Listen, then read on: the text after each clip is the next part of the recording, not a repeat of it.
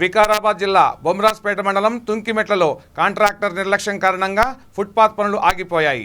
163 జాతీయ రహదారిని విస్తరించి డివైడర్ను ఏర్పాటు చేశారు.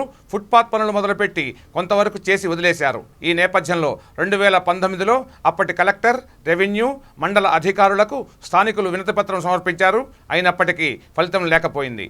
ఉన్నతాధికారులు తగు చర్యలు తీసుకోవాలని మండల కోఆప్షన్ సభ్యుడు జలీల్, సర్పంచ్ స్వరూప, ఎంపీటీసీ తిరుమలయ్య, ఉప సర్పంచ్ వెంకటయ్య కోరారు.